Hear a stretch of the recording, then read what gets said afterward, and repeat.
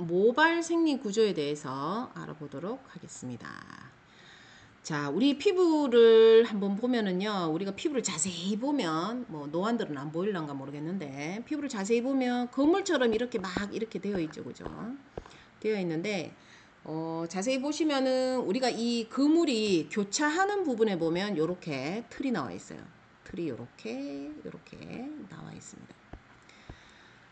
털이 나 있는 요 부분을 학대에서 보면 우리가 요렇게 되어 있죠. 막 이 그림을 많이 보셨을 건데 틀이 요렇게 나와 있고 그 다음에 이렇게 피지선이 달려 있고 이런 식으로 되어 있습니다. 그래서 우리가 이 여기에서 보면 이 모공이라는 것과 한공이라는 게 지금 나오고 있는데요. 이 모공은 털이 있는 구멍이란 뜻이죠. 그래서 털이 나오는 구멍 쪽에는 땀을 흘리게 되면 이 피지 때문에 피지로 인해서 냄새가 나기도 해요. 그죠? 냄새가 나기도 하는데 우리가 이 항공이라고 하면 피지선이 없기 때문에 항공은 냄새가 나지 않습니다. 자, 그리고 우리가 요렇게, 이 그물망으로 되었을 때에, 요 중간에 있는 요렇게 볼록 튀어나오는, 요거를 우리는 소릉이라고 부르고 있어요. 소릉. 그래서 이 소릉이, 우리가 이 줄 있는 요거를 우리가 소구라고 부르는데요. 이 소구가 깊숙이 파이고, 이 소릉 부분이 높이 올라오게 되면 피부가 거칠다. 이런 표현을 쓰고 있습니다. 어떻든 여기서 중요한 거는 그냥 모공과 항공이 있다. 모공은 털구멍이라서 냄새가 난다. 그냥 요렇게 요 정도로만 알고 계셔도 되겠습니다. 자, 우리가 이 피부 구조 자체를 조직학적으로 보면은 그러니까 속으로 깊숙이 들어가서 해부했다 소리겠죠, 그죠? 자, 표피가 있고요. 그 다음에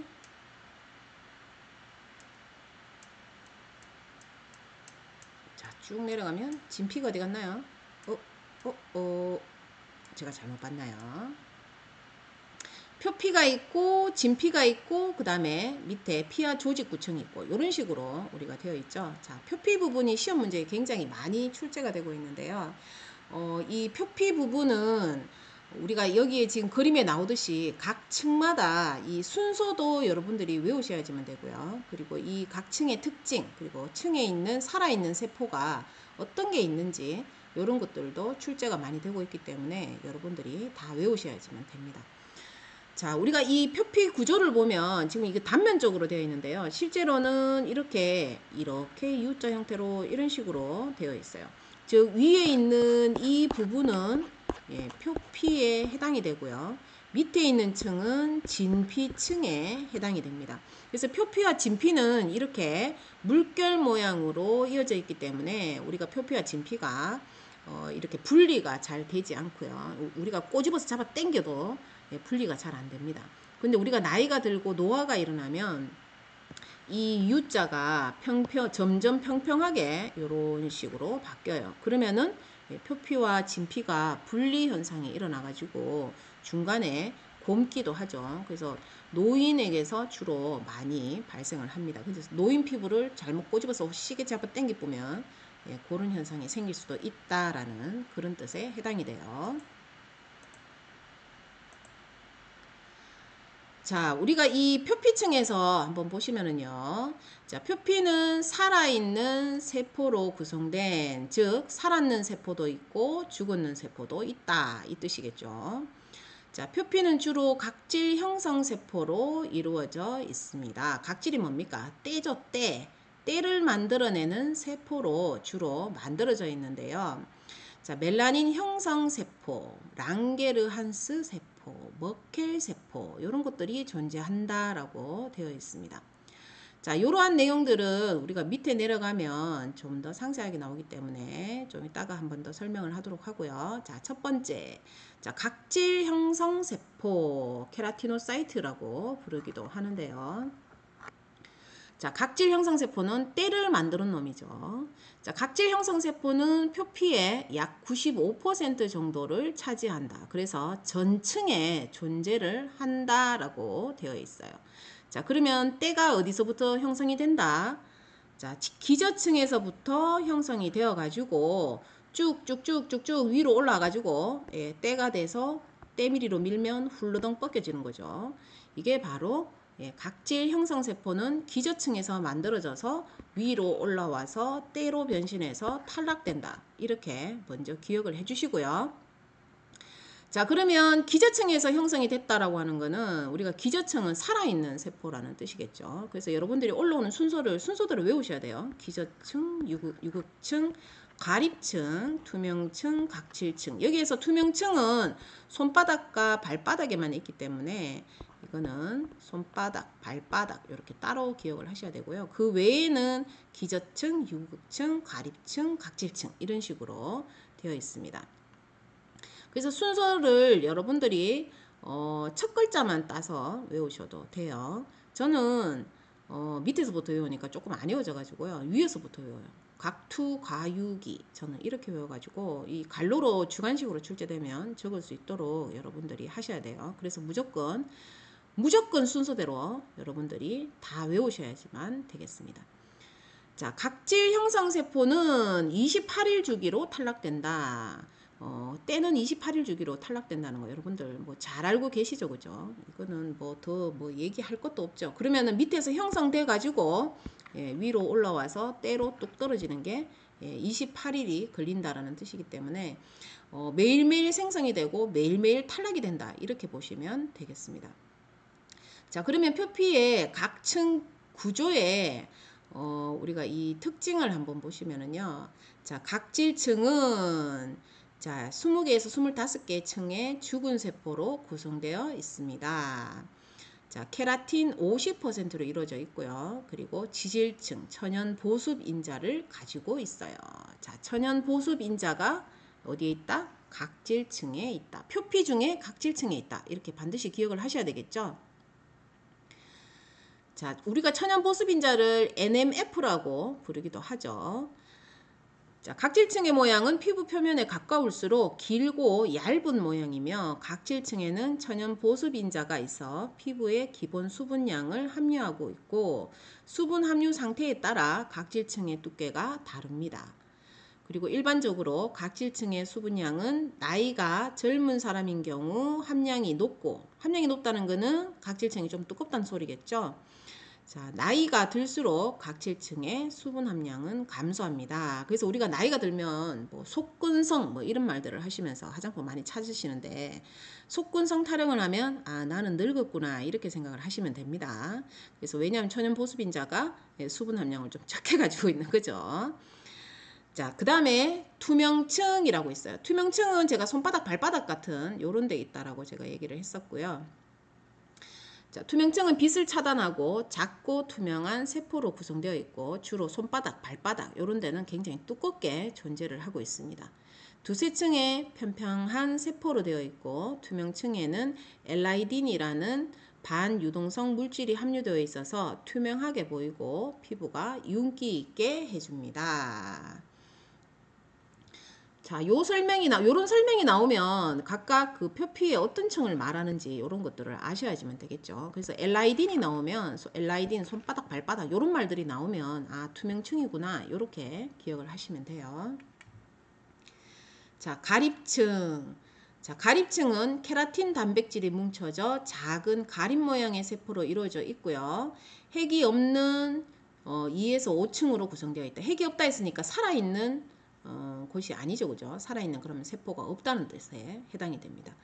자, 물의 침투에 대한 방어막 역할과 피부 내부로부터 수분이 증발되는 것을 막아줍니다. 즉, 우리가 목욕탕에 오래 있으면 이게 손발이 팅팅 붓잖아요, 그죠? 예, 이런 부분이 우리가 표피에서 보면 이 가립층은 물이 더 이상 방어가 되지 않기 때문에 피부 내부로 들어올 수 없다라는 뜻에 해당이 돼요. 그러면 바깥층의 각질층 부분, 각질 투명층 이런 부분이 팅팅 붓는다라고 보시면 될 거고요.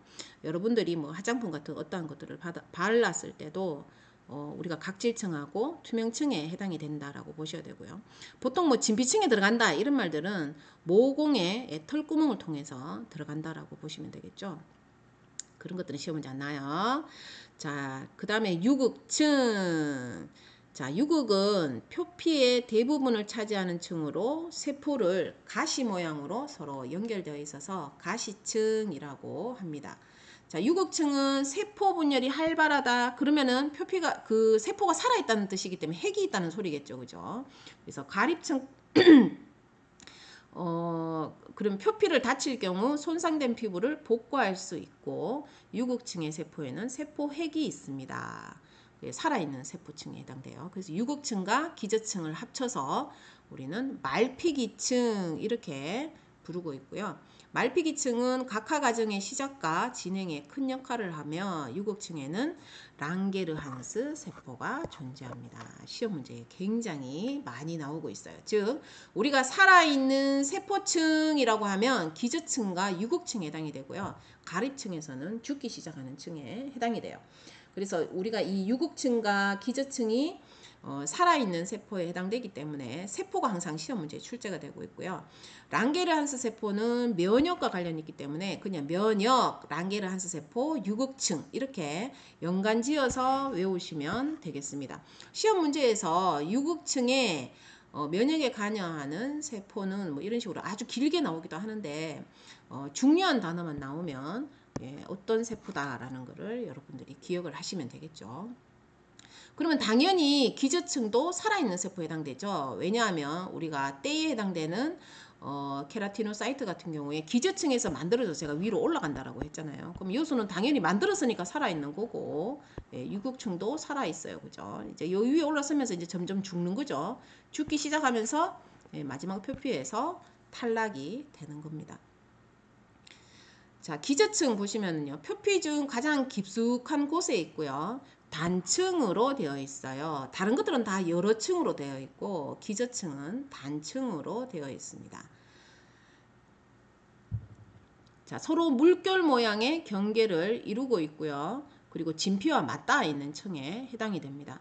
기저층의 세포는 타원형의 핵을 가진 살아있는 세포로서 활발한 세포 분열을 통해서 새로운 세포를 만들어냅니다.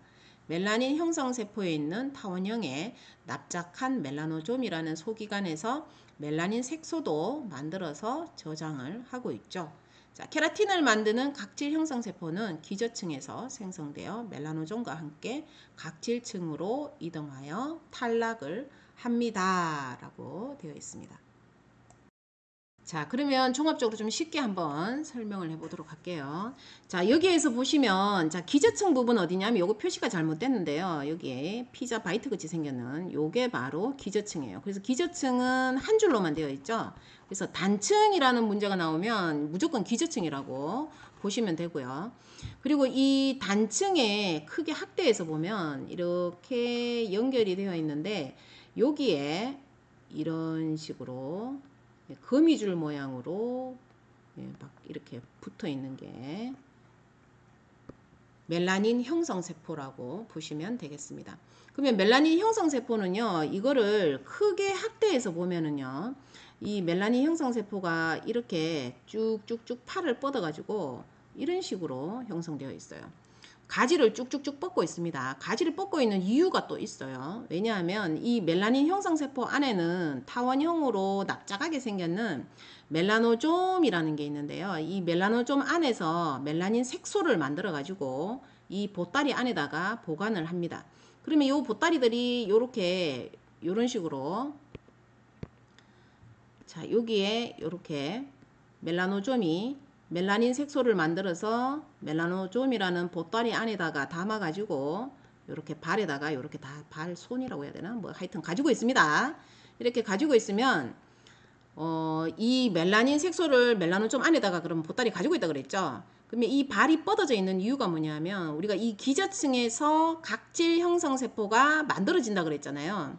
이 각질 형성 세포가 위로 올라가면서 때로 변신을 하잖아요. 그래서 이 각질 형성 세포에다가 보따리를 풀어버려요. 그래서 즉 각질 형성 세포에다가 멜라닌 색소를 붙여버린다는 거죠. 그래서 각질 형성 세포가 위로 쭉쭉쭉쭉쭉 올라올 때 멜라닌 세포를 붙여가지고 위로 같이 가지고 올라온다. 이렇게 보시면 되겠습니다. 지금 여기에서 시험 문제가 뭐가 출제가 됐느냐 하면은요. 이 멜라노좀이라는 요게 주관식으로 출제가 됐었어요.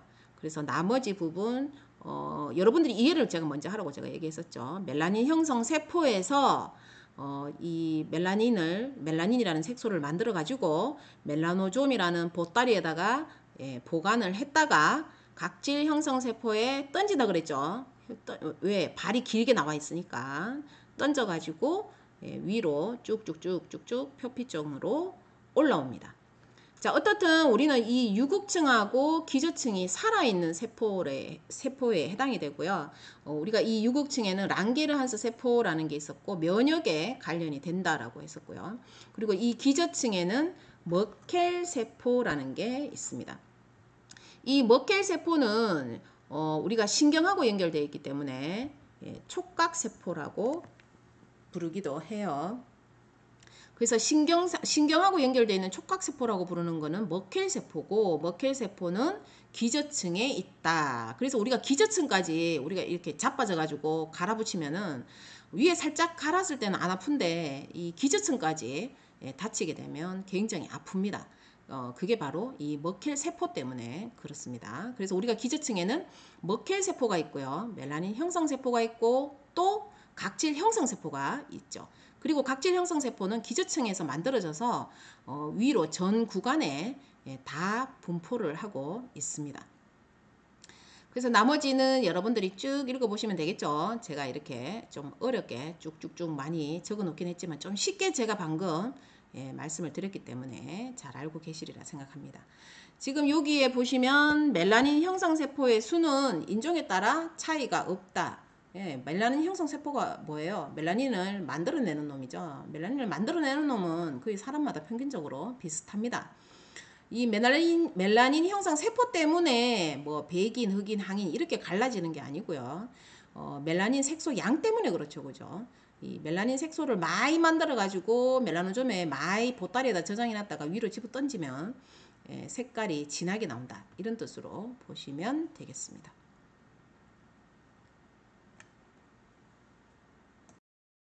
자, 우리가 이 팁 부분에 보면 뭐 굉장히 어려운 말들이 지금 나와 있는데요. 사실 이게 2회차인가 3회차, 3회인가 4회인가 하여튼 그때 3, 4회 중에 하나일 거예요, 아마. 거기서 아마 시험 문제가 한번 출제가 됐었는데 난리가 났었죠. 너무 어려워가지고. 이거 누가 시험 문제 냈는지 진짜 저는 미 X 사람이라고 생각을 해요. 어디 뭐 이딴 식으로 시험 문제 내고 앉았어요, 그죠? 뭐 의사 양반이 지금 시험 문제를 낸 건지 누가 낸 건지는 모르겠지만 자 보시면 자 멜라닌 형성에 관여하는 단백질이라고 해서 나왔는데요. 관여하는 단백질이 아닌 것은 뭐 이런 식으로 아마 시험 문제 출제가 됐던 것 같아요.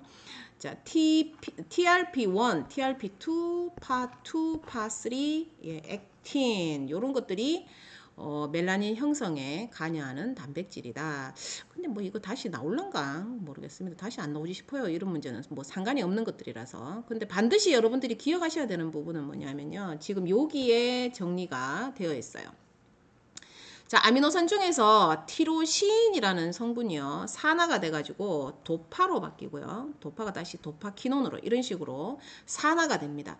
이때 산화가 될 때 관여하는 성분이 뭐냐 하면은 이 티로시나제라는 효소가 있어요.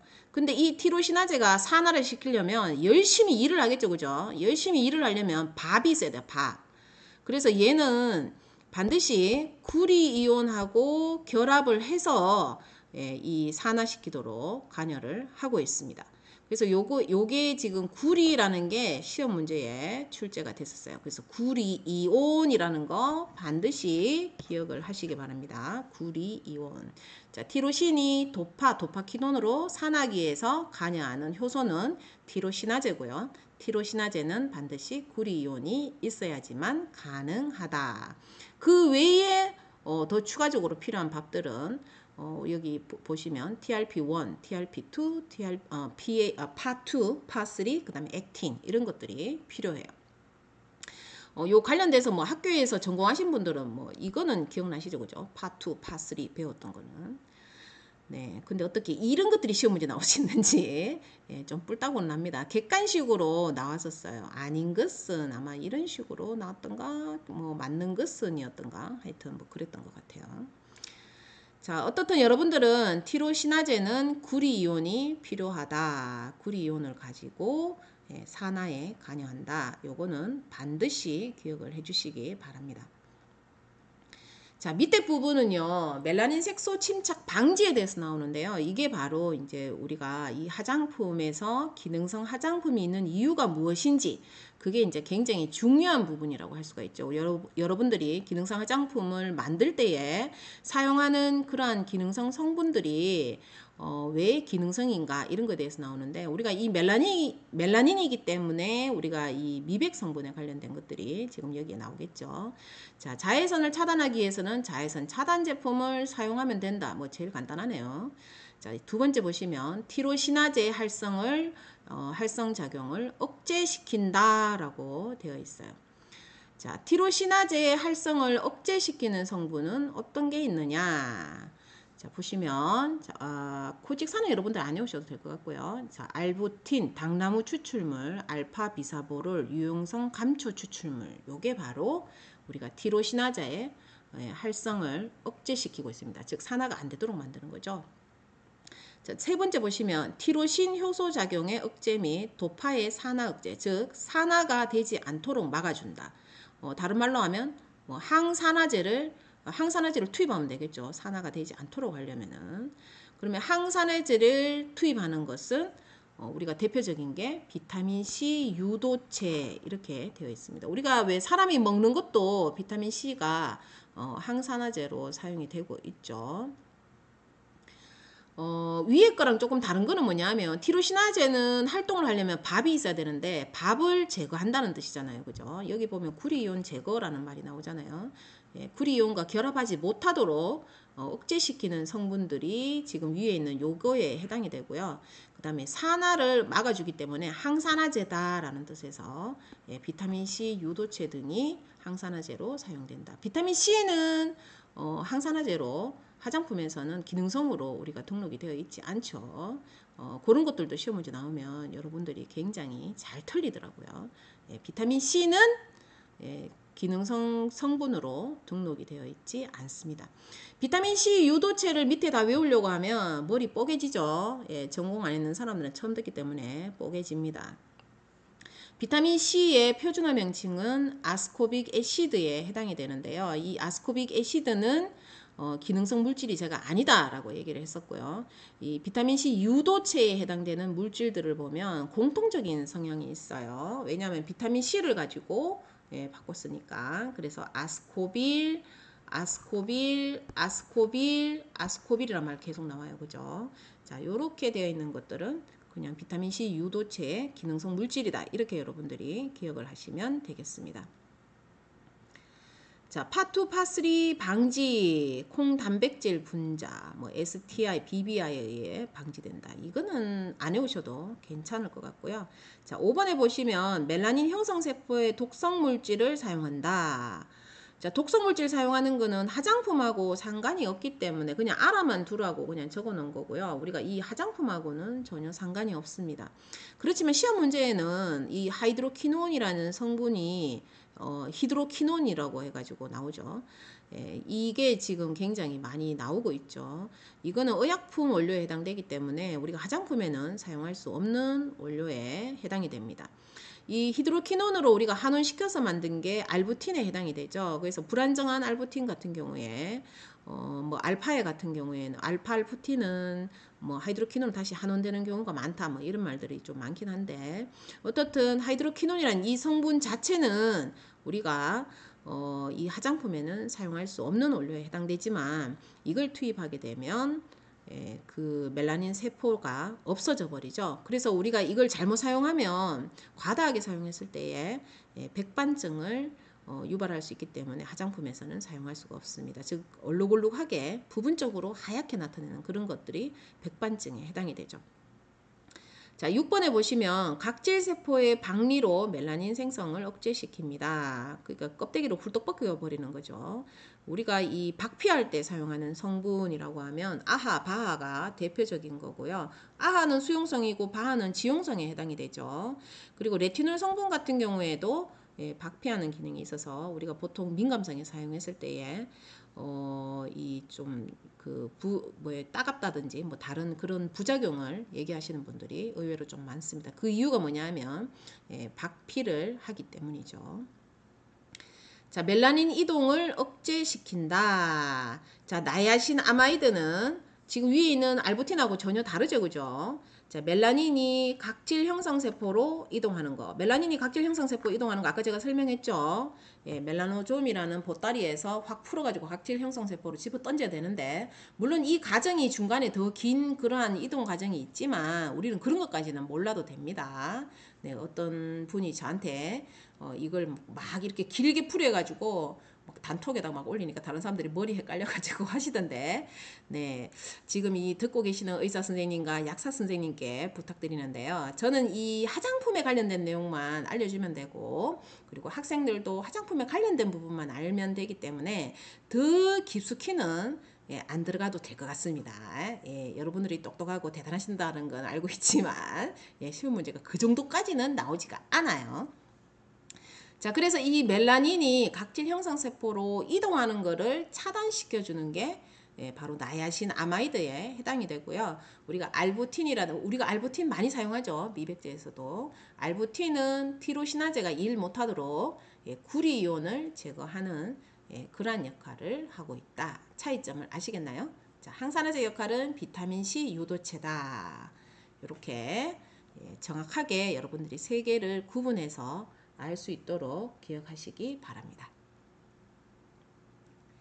자, 우리가 이 멜라닌이라고 하면 피부색을 구성하는 색소에 해당이 되는데요. 이 멜라닌은 우리가 피부 색깔을 나타내는 멜라닌도 있고요.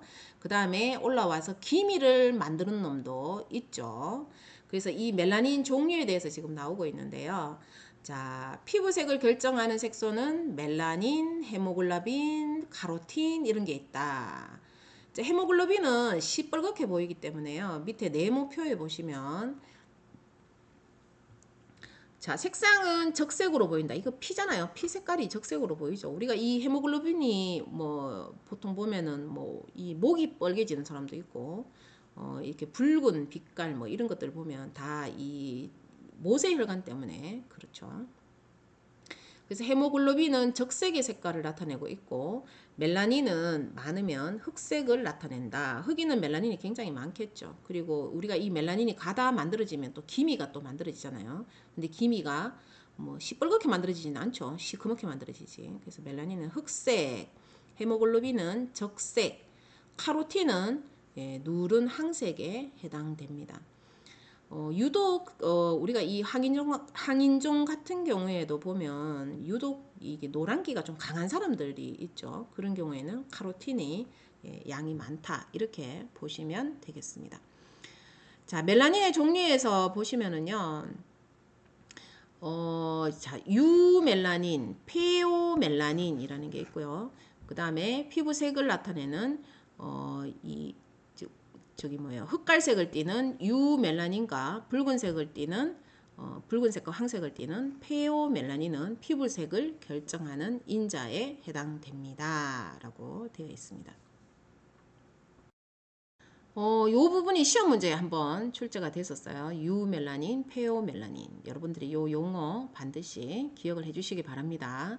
자, 기억해 보시면 멜라닌 색소는 기저층에서 멜라닌 형성세포에서 아까 제가 계속 설명했었죠. 멜라노좀에서 합성해가지고 보관했다가 예, 나오는데요.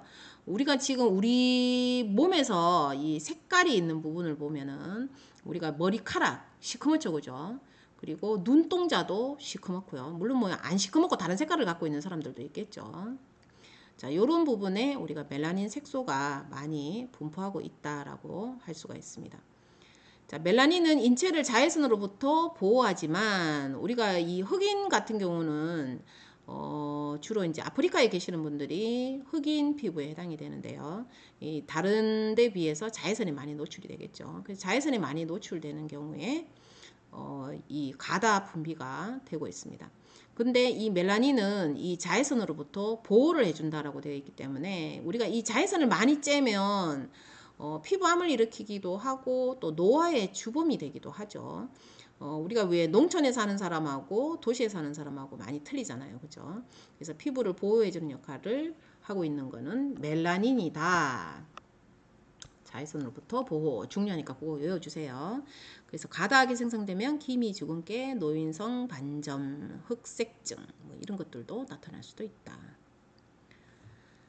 자, 헤모글로빈은 피하고 관련된다고 제가 얘기를 했었고요. 자, 어떻든 지금 여기에서 요 색깔하고 그 다음에 피부색을 결정하는 색소 요거는 반드시 기억을 하시기 바랍니다. 자, 여기 있는 내용은 제가 지금까지 설명했는 내용들이 여기에 다 나오는 거니까 여러분들이 그냥 위의 내용을 다 외웠으면 그냥 가볍게 한 번만 읽어보시면 될 것 같습니다. 참고하라고 제가 다른 데서 한번 뺏겨가지고 적어봤어요. 자, 진피. 아우, 아까 제가 진피가 어디 있는지 지금 찾지를 못해가지고 그랬네요. 네, 눈이 작아서 그런 거 봅니다. 저도 눈을 째가지고 쌍꺼풀을 해야 될 것 같습니다. 자, 진피는 표와 바로 밑에 있죠. 표피 바로 밑에 있죠. 표피와 피하 지방층 사이에 있는 게 바로 진피에 해당이 됩니다. 자, 피부의 90% 이상을 차지하고 있고요. 그리고 교원 섬유와 탄력 섬유 등 섬유 단백질과 기질로 구성되어 있습니다. 자, 우리가 여기 진피를 보시면은요, 우리가 이 기저층하고 진피하고 맞닿아 있죠. 그죠? 그래서 위에는 표피, 바로 밑에가 진피에 해당이 되는데요. 이 진피 부분을 보시면은 유두층, 망상층 이렇게 두 가지로만 이루어져 있습니다. 유두층은 기저층하고 맞닿아 있는 층을 우리는 유두층이라고 부르고 있어요. 왜 유두층이라고 하냐면 우리가 이 표피하고 진피가 이어져 있는 부분이 이런 식으로 이루어져 있잖아요. 그죠? 그래서 유두 모양이다고 젖꼭지 모양처럼 생겼다라고 해서 유두층이라고 부르고 있어요. 맞닿아 있는 이 부분을 말하는 거예요. 이 부분. 기저층 바로 밑에 그냥 똑같이 맞닿아 있는 부분. 그리고 그 밑에 이하 해당되는 부분을 우리는 망상층이라고 부르고 있습니다. 자, 그러면 이 망상층에는 보면 이 교원 섬유와 탄력 섬유가 있다라고 지금 되어 있는데요. 여기 지금 그림에 보시면은요. 우리가 이 콜라겐은 보시면 이렇게 그물 형태로 이런 식으로 짜여져 있어요. 근데 여기가 중간에 안 묶어주면 이게 움직이겠죠. 그죠? 그래서 여기에다가 이렇게 끈으로 묶어놨는 게 뭐냐 하면 얘가 엘라스틴이에요. 얘가 엘라스틴이고 지금 그물 부분은 콜라겐이라고 보시면 되는데 이 엘라스틴은 만약에 노끈처럼 그런 걸로 된 걸로 꽉 묶어 놓으면 이게 움직이지가 않겠죠. 그죠? 근데 탄력적으로 움직이게 만들어 놨기 때문에 엘라스틴은 우리가 탄력 섬유 이렇게 부르기도 합니다. 콜라겐을 우리가 교원 섬유 이렇게 부르고 있어요. 그래서 진피에는 콜라겐, 엘라스틴이 있고 그 다음에 이 나머지가 비워져 있으면 그러면 우리가 이 피부가 텅 비어 있잖아요. 그죠? 근데 이 나머지 국물에 해당되는 거를 우리는 기질이라고 부르고 있어요. 물론 이 기질 안에는 다양한 여러 세포들이 존재를 하겠죠. 살아있는 구간에 해당되기 때문에 살아있는 세포들, 핵을 가지고 있는 세포들이 존재를 하고 있습니다. 그래서 여기에 보면 섬유화 세포라는 게 나오고 있잖아요. 섬유화 세포. 이 섬유화 세포는 타원 형태로 길쭉하게 생겨져 있습니다. 그리고 여기 이 섬유화 세포 자체에서 우리는 이 엘라스틴과 콜라겐을 만들어내고 있어요. 그래서 이 섬유화 세포도 시험 문제에 굉장히 많이 출제가 되고 있겠죠. 그래서 진피에 있는 대표적인 세포가 섬유화 세포고 이 섬유화 세포가 교원 섬유와 탄력 섬유를 합성해서 만들어낸다라는 것까지 여러분들이 정확하게 기억을 하셔야 됩니다. 자, 교원 섬유, 탄력 섬유 지금 나오고 있죠. 우리가 콜라겐을 교원 섬유라 부르고 엘라스틴을 탄력 섬유라고 부르고 있다. 진피 성분의 90%를 차지하는 게 교원 섬유, 콜라겐에 해당된다. 무조건 외우셔야지만 돼요. 섬유화 세포에서 우리는 교원 섬유와 탄력 섬유를 합성해서 만들어내고 있다. 그리고 나머지 국물에 해당되는 것을 우리는 기질이라고 부르고 있다. 기질은 끈적끈적한 액체로 되어 있다. 안 끈적이면 얘네들이 들어붙어 있지도 않겠죠, 그죠? 그러니까 끈적끈적이는 그런 형태로 되어 있다. 자, 섬유화 세포와 대식 세포, 비만 세포. 우리가 진피에 있는 대표적인 세포라고 할 수가 있는데요. 이 섬유화 세포는 합성을 해서 교원 섬유와 탄력 섬유를 만들어낸다. 이 부분만 여러분들이 알고 계시면 돼요. 그 다음에 이 대식 세포는 무엇이고 비만 세포는 무엇이냐? 이것도 여러분들이 알고 계셔야지만 되는데요. 요게 시험 문제에 출제가 됐었죠.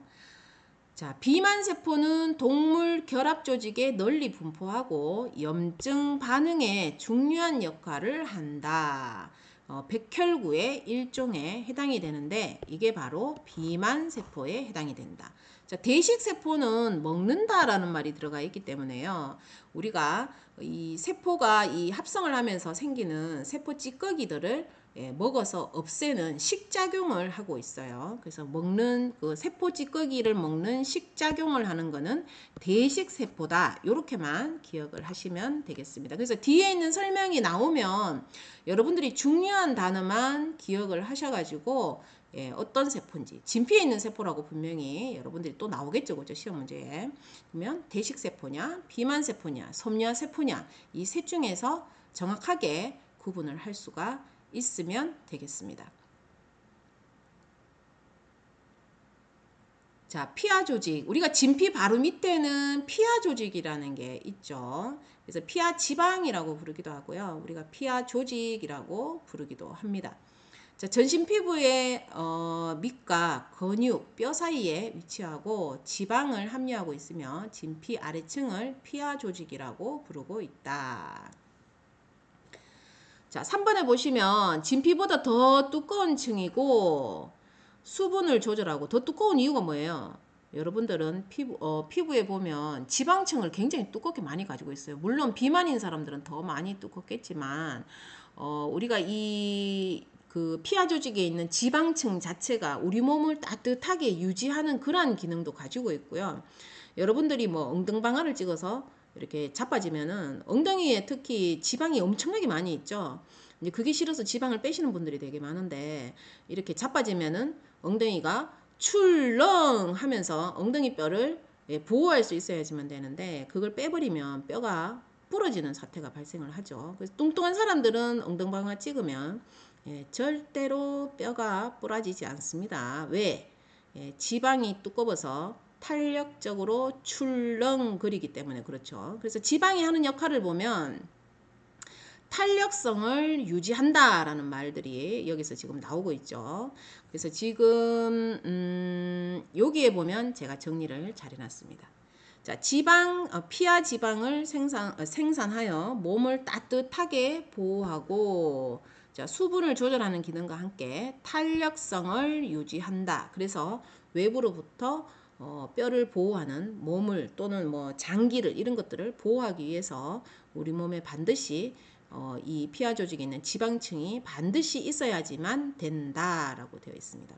그래서 시험 문제는 이렇게 하는 거는 피하 조직에 있는 어떤 세포입니까? 요 설명이 나오면서 피하 조직에 있는 뭐 어떤 세포입니까? 분명히 어떤 세포입니까? 이 말 나왔으니까 지방세포 이게 정답이었어요. 지방세포. 한번 시험 문제 출제됐으니까 다시 출제될 가능성이 굉장히 높다라고 볼 수가 있겠죠. 그래서 지방세포, 피하 조직에는 지방세포를 여러분들이 반드시 기억하셔야 되고 이 지방세포의 역할은 몸을 따뜻하게 하고 탄력성이 있어서 우리 몸을 보호한다. 이렇게만 기억을 하시면 되겠습니다.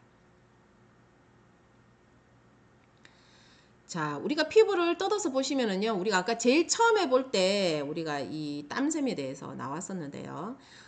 이 땀샘 구조에서 보면 모공을 통해서 나오는 게 아까 있다라고 제가 얘기를 했었죠.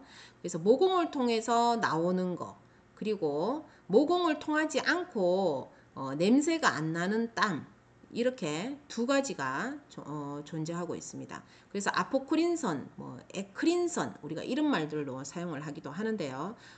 그냥 한국말로 하면 소한선, 대한선 이렇게 부르기도 하고요. 여러분들은 헷갈리시면 그냥 한 가지만 기억을 하셔도 될 것 같습니다.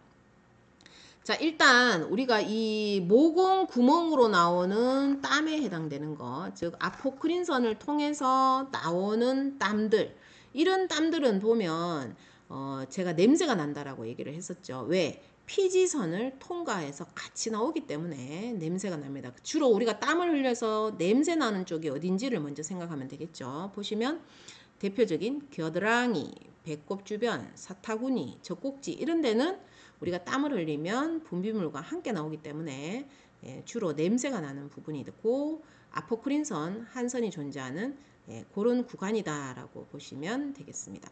그 외의 피부에서는 뭐 예를 들어서 우리가 뭐 음식 먹을 때 뭐 맞박이나 얼굴 이런데 땀 흘리잖아요, 그죠? 근데 이런 땀들은 뭐 겨드랑이처럼 냄새가 나지는 않죠. 이런 것들은 모공을 통해서 나온 게 아니고 에크린선을 통해서 나온 땀이다. 이렇게 기억을 하시면 되겠습니다.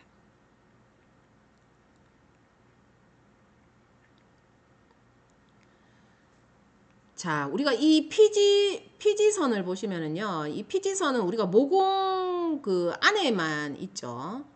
그래서 이 피지 때문에 우리가 그 모공을 막아가지고 생기는 게 뻐루지, 여드름, 뭐 이런 것들이 우리가 주로 발생을 하는데요. 자, 일단 여기서 나오는 내용을 먼저 보면은요. 자, 피지의 분비량은 성별, 인종, 연령, 온도, 마찰, 성호르몬 등에 따라 다르게 나타날 수도 있습니다. 피지가 많이 나오는 사람도 있고 적게 나오는 사람도 있고, 많이 나오면 우리가 지성 피부라고 얘기를 하고 있죠. 그래서 사람마다 그냥 다르다. 그냥 이렇게 보시면 되고요. 주로 그 뭐예요? 우리가 왜 중고등학생 때 보면 호르몬 때문에 피지 분비량이 왕성해가지고 여드름이 굉장히 많이 생기기도 하죠. 자, 니은에 보시면 남성 호르몬인 안드로겐으로 인해 일반적으로 남성은 여성보다 피지의 분비량이 훨씬 더 많고, 안드로겐은 피지 분비를 촉진시키고요. 에스트로겐은 피지 분비를 억제시키고 있습니다. 그래서 여자들이 남자들에 비해서 피지가 좀 적은 편이에요. 예를 들어서 우리가 이 맞춤형 화장품 매장을 하다 보면은요, 여드름이 떡진 기름공장 같은 이런 얼굴들을 가지고 오시는 분들이 굉장히 많습니다. 이 여성 여드름도 있고 남성 여드름도 있는데, 보면 이 남성들은 여성에 비해서 여드름 사이즈도 엄청 크고요. 왕여드름이죠, 왕여드름. 먼 길 거쳐 갖고 오는 사람들 상당히 많아요. 얼굴은 완전히 기름으로 도배해가지고 기름공장 같이 이렇게 오시는 분들이 상당히 많거든요. 근데 여자들은 아무리 피지가 많다고 해도 남자들만큼 그만큼 많지는 않아요. 그래서 이 남성 호르몬의 안드로겐 때문에 여성들보다도 훨씬 더 피지가 남자들이 많다라고 볼 수가 있습니다. 그리고 우리가 나이가 점점점 들면 청소년기에 이 호르몬 때문에 피지 분비량이 굉장히 많고요. 나이가 들면 점점 감소해서 얼굴이 메말라서 난데없이 어느 순간인가 나 속건성이 심해요. 막 이런 일들 얘기를 되게 많이 하시죠, 그죠? 우리가 이 그 피부에 보면 유수분 밸런스가 굉장히 중요하죠. 이게 유분, 즉 피지가 어느 정도 분비가 돼야지만 되고, 그리고 이제 수분도 어느 정도 맞아야 되는데, 이 피지 같은 경우에는 우리가 이 수분이 이 바깥으로 이렇게 날아가는 것도 막아주는 그러한 역할들도 하고 있습니다. 그래서 어리면 어릴수록 피지가 더 많으니까 피부가 훨씬 더 탱탱한 거고, 나이가 들면 피지가 적게 분비되니까 바깥이 메마르면 한절기나 이럴 때 보면 피부가 굉장히 메마르죠. 그래서 나이가 들면 점점점 우리가 화장품이 보면 수분크림에서 영양크림으로 갈아타는 게 대부분의 순서라고 볼 수가 있습니다. 근데 화장품 사용할 줄 모르는 사람들 보면 나이가 들어서 속건성도 심하고 막 이런데도 어디서 듣기는 뭐 수분 크림을 뭐 바르면 좋다고 하더라. 그러면 피부가 촉촉해진다고 생각해가지고 기름기 있는 그런 영양 크림을 안 바르는 분들이 굉장히 많아요. 제가 볼 때는 화장품 사용상 이 문제가 있는 사람들이 상당히 많은 것 같습니다. 그래서 맞춤형 화장품 매장에서 처방을 할 때 피부가 이 피지가 없는 경우에는 수분 크림과 유분 크림을 둘 다 동시에 팔아가지고 매출을 2배로 업시키면 상당히 좋지 않겠나, 저는 이렇게 보고 있어요. 자, 디귿에 보시면 피지선은 대부분 모낭에 연결되어 있지만 모낭과 상관없는 독립 피지선도 있어요. 이런 것들은 냄새가 안 나요 라고 제가 얘기를 했습니다. 자, 피지는 피부의 보호막을 형성하여 수분 증발을 억제시킨다. 그리고 살균 작용도 있고요. 유화 작용, 흡수 조절 작용, 비타민 D 생성 작용을 하며 피부와 모발에 강택과 유연성을 부여합니다. 이 부분 중요하겠죠. 자, 피지의 구성 성분은 뭐 이러한 것들이 있다. 여기 보면 뭐 지방산이나 왁스 뭐 이런 것들이 있기 때문에 땀 많이 흘리면 우리가 이 특히 겨드랑이나 이런 부분 보면 빨아도 냄새가 나고 이런 것들이 남아 있어 가지고 예, 누렇게 변색되는 경우도 상당히 많죠. 예, 뭐 피지의 구성 성분까지는 뭐 여러분들이 몰라도 뭐 괜찮을 것 같습니다. 자, 피부의 기능은 객관식으로 한 번씩 출제가 되고 있는데요. 이거는 뭐 점수를 주기 위해서 나오는 거기 때문에 여러분들이 한 번씩만 쭉 읽어봐도 충분히 맞출 수가 있습니다. 자, 피부의 기능은 피부를 보호하는 기능이 제일 첫 번째겠죠, 그죠? 그 다음에 체온을 조절하는 작용도 가지고 있고요. 감각 기능, 건드리면 우리가 느끼잖아요, 그죠? 그 다음에 흡수 작용, 그 다음에 비타민 D를 형성하는 작용도 가지고 있습니다. 근데 비타민 D를 형성할 때 보면 우리가 햇빛을 받아야지만 이 자외선을 받아야지만 우리가 비타민 D를 형성할 수가 있습니다. 이 자외선 중에서도 자외선 B에 해당이 되고요. 그 다음에 반드시 콜레스테롤이 있어야지만 합성이 가능합니다. 그래서 비타민 D는 자외선 B, 콜레스테롤 이렇게 꼭 기억을 하셔야 됩니다. 콜레스테롤인가 비타민 D인가 둘 중에 한 개가 주관식으로 출제가 됐었어요. 자, 그 외에도 피부의 기능을 보시면은요, 표정작용, 재생작용, 면역작용, 각하작용, 분비 배설작용 이런 말들이 있는데 이런 것들이 그냥 객관식으로 나오면 여러분들이 찾을 수 있도록 그냥 가볍게 한두 번 정도만 읽어보시면 충분히 맞출 수 있을 것 같습니다. 자, 피부는 당연히 호흡을 하죠. 우리가 폐로만 호흡하는 게 아니고 피부도 약간씩 호흡을 하고 있습니다. 자, 그 다음에 피부의 pH. 자, 피부의 pH는 3.7에서 4.5 정도의 이러한 pH를 가지고 있는데요. 우리가 흔히 뭐 아토피나 뭐 여드름 뭐 이런 것들 비정상적인 피부일 때 pH를 조금 벗어나기도 하죠. 대부분은 우리가 피부의 pH가 그 5.5다 이렇게 기억하시는 분들 되게 많은데요. 이 피부의 상태에 따라서 많이 틀립니다. 밑에 보시면 피부는 4.5에서 5.5, 모발은 3.8에서 4.2 이 정도가 나온다라고 되어 있죠. 그래서 어떻든 평균 보면 뭐 3.7, 3.8에서부터 5.5 사이 그렇게 형성이 되어 있어요. 근데 뭐 이런 것까지 여러분들이 다 뭐 모르셔도 괜찮고요. 아, 여기서 지금 pH 여기서는 케라틴이 응고된다라고 되어 있네요. 죄송해요. 설명을 잘못해가지고. 자, 피부의 pH인 4.5에서 5.5 요것만 여러분들이 기억을 하시면 되겠습니다. 그래서 피부의 pH는 4.5에서 5.5다. 근데 여기서 중요한 거는 뭐다? 자, 피부의 pH 측정은 표피의 각질층에서 측정한다. 요게 주관식으로 시험 문제에 출제가 됐는데요. 우리가 pH 측정할 때 피부에다가 주사 바늘처럼 푹 쑤셔 넣어가지고 pH를 측정하지는 않겠죠, 그죠? 피부의 껍데기에서 측정하잖아요. 그래서 표피의 각질층에서 측정한다. 이것도 표피의 각 층마다 구조를 모르면 표피 껍데기가 무슨 층인지 우리가 잘 모르잖아요, 그죠? 그래서 표피의 구조만 알면 충분히 각질층이라고 여러분들이 적을 수 있을 것 같습니다. 자, 피부의 장벽에 대해서 한 번 더 정리를 해서 적어봤어요. 왜냐하면 피부 장벽이 시험 문제에 출제가 안 됐는데 출제가 될 것 같아서 제가 한번 정리해봤습니다. 자, 피부의 가장 바깥쪽에 존재하는 각질층의 표피를 우리는 피부 장벽이라고 해요. 요거는 우리가 화장품 법령상 나와 있는 내용이죠. 이 내용이 시험 문제 출제될 가능성이 제일 높다라고 볼 수가 있어요. 나머지는 그냥 쭉 외우실 필요는 없고요. 그냥 설명이 나오면 아 이런 게 그냥 피부 장벽이구나 이런 정도로만 그냥 알고 계시면 되기 때문에 그냥 한 번만 읽고 그냥 치우세요. 그냥 1번만 기억을 하시면 되겠습니다. 우리가 이 피부 장벽이란 게 뭐냐면 좀 쉽게 설명을 하면요. 여기쯤에 지금 그림이 나오고 있는데요. 우리가 이 각질 형성 세포에서 이 각질이 만들어져가 위로 올라오면서 점점점 사망을 하잖아요. 예, 점점점 죽어서 위에 분포를 하는데 각질로 돼서 떨어져 나가기 전에 얘네들이 이렇게 배열되는 게 보면 우리가 벽돌 쌓듯이 이런 모양으로 배열이 됩니다. 그래서 밑에 보면 요렇게 사이사이에 요런 식으로 예, 벌어지지 않도록 이렇게 배열되어 있는 거를 우리는 라멜라 구조라고 부르거든요. 라멜라 구조.